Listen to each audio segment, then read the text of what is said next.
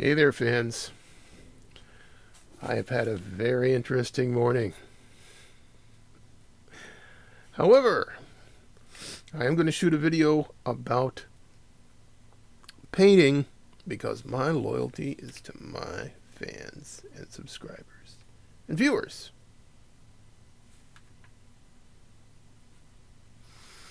This here is the mouth of a jar of our old friend Revell Sea Green. This is Revell. This is a Revell color that's been heavily thinned with Windex. It hasn't been stirred yet because I wanted to show you that process.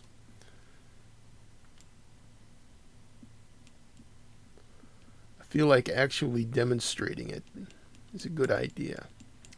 I was going to do a video all about brushes, and I was going to do some pretty serious complaining about all kinds of crazy stuff.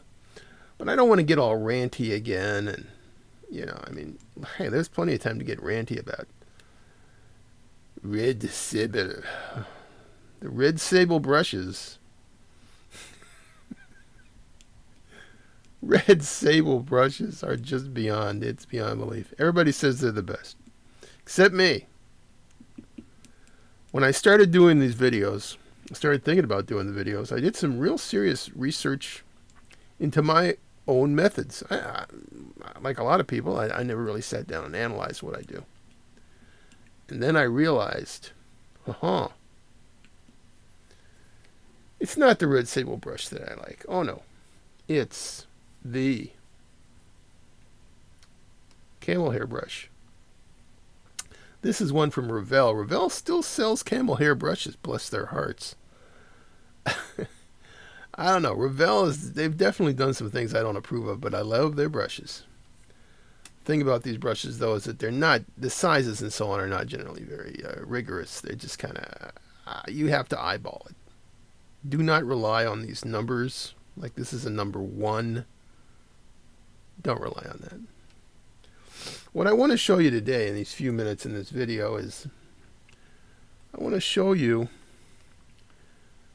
what I do between why I have thin paint, and this is pretty thin, much thinner than the Revell paint. Hopefully you can go back to a previous video and see that. Why I have such thin paint and such a small little brush. Why do I want a tiny soft brush? Why do I want such watery paint in the UK? Why do I want this to be all, watery and thin? Why do I want that? Why am I making all these statements and showing you do this, do that, and giving you instructions? What's the point? The point is it all fits together when you actually see the method in action. And that is what we're going to do right now before we get any older.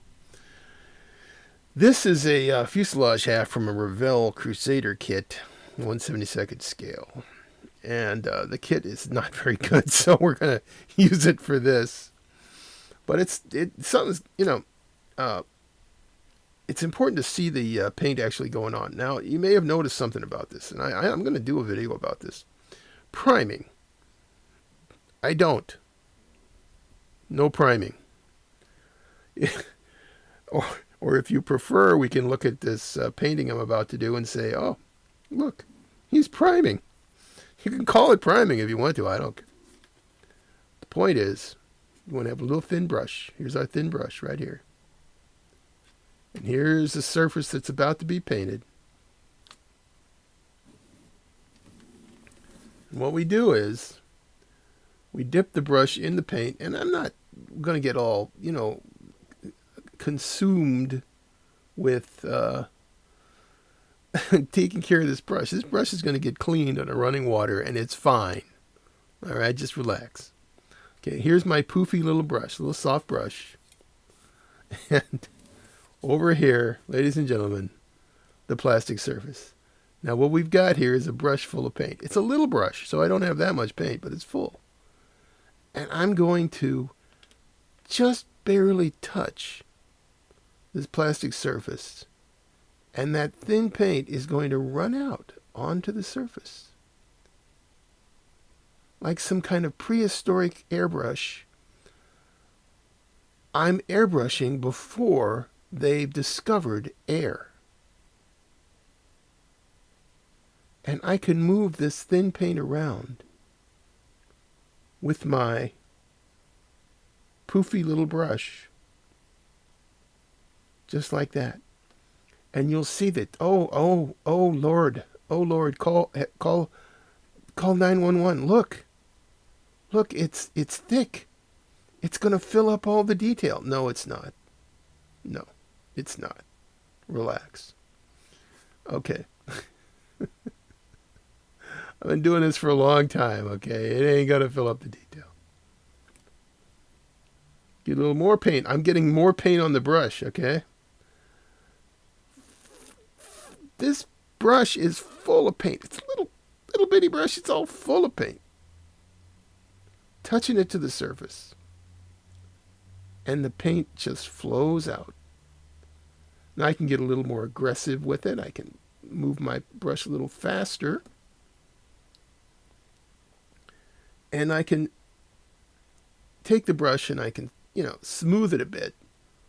But I'm hoping that what you can see here is that this is about 1,000,000 miles away from the idea of taking a brush and trying to smooth the finish. I didn't smooth this finish at all. When this dries, it's going to be as smooth as...